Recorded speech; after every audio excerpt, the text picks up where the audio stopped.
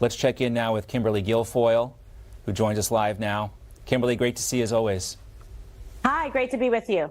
Great to have you. Surreal to watch former President Trump's plane leave from Florida in this way. So many times we've watched it take off, headed to rallies.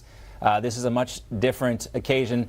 Some similarities, though, Kimberly. We saw the amazing support the entire way from his home to the airport, something we expected. Yeah, I mean, obviously, there's a tremendous groundswell of support for President Trump, but the support has been consistent and robust the entire way. People really want to see him back in office, and there's those that really don't. And that's why this is a persecution, not a prosecution by Alvin Bragg and his weaponized district attorney's office. What's about to happen in this country tomorrow is totally un-American.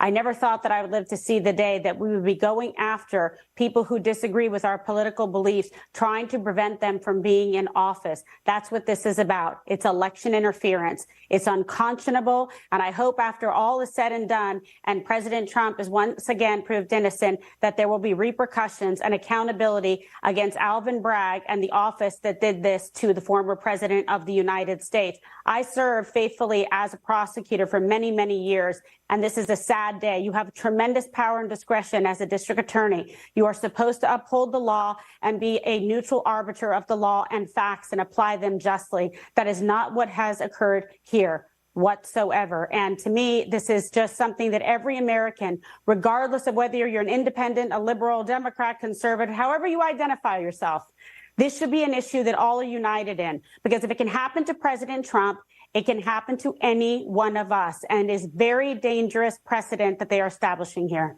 You know, and putting your, your prosecutorial knowledge on, I mean, it seems like he's walking not only into a lion's den here with the judge that was, basically selected. And, if people could just take the emotion out of it and look at this, not against, the person of Trump, and just the facts of the case and how it's being cobbled together, Kimberly. I mean, it just definitely seems like, when he has great legal people around him, but the obstacles when they try to get this case tossed in a Manhattan with a Manhattan judge seem to be very difficult. I don't want to say unsurmountable, but, obviously there are some challenges here for President Trump.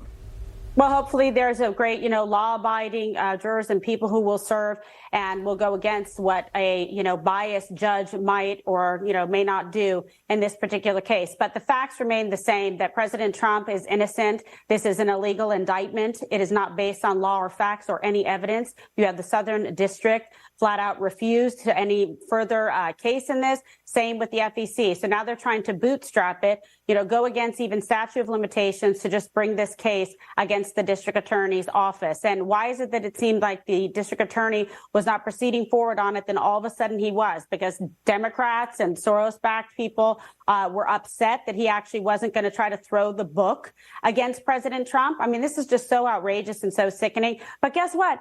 As usual, this is backfiring spectacularly. They are actually only helping to put forward President Trump, to catapult him right into the one winning the nomination in the primary and right back into the White House, because the record level of support financially as well, the amount of people who weren't even necessarily Trump supporters before that are now, are saying we want to take our country back, put America first, not weaponize the legal system, judicial system, and be a country that's once, as always, the shining example to the rest of the world, instead of what we're seeing here today. Yeah, make the subways safe again before you go on these crazy prosecutorial But this guy doesn't odysseys. care about this, John. Right. He doesn't care about it. New York is now the likes of Will Smith, I Am Legend. It's a zombie apocalypse. People are running around. They're afraid to go on the subways, afraid to walk to school or go to work, get on the buses, because it's rampant with crime. It's filthy and disgusting. There's no quality of life. Okay. And this guy just lets a revolving door. He reduces felonies to misdemeanors. He doesn't go after violent criminals. It's a complete disaster. He should be thrown out of office. For all of these reasons, he has completely failed to serve his oath and his office by making New York a safe place to live. He has not. He is endangering women, children, families, communities, putting businesses out of work because he is not doing his job. Instead, he's hell-bent on persecuting Donald Trump. But there will be accountability in this case. And Alvin Bragg should be very worried about that. He doesn't deserve the esteemed office that he is holding because he has violated the trust of the American people and he has destroyed New York City. It is the number one responsibility of any government entity. Just make sure your constituents are safe. And we're not seeing that with Alvin Bragg. Kimberly Guilfoyle, great to see you. Thank you. Thanks, Kimberly. Great to see you.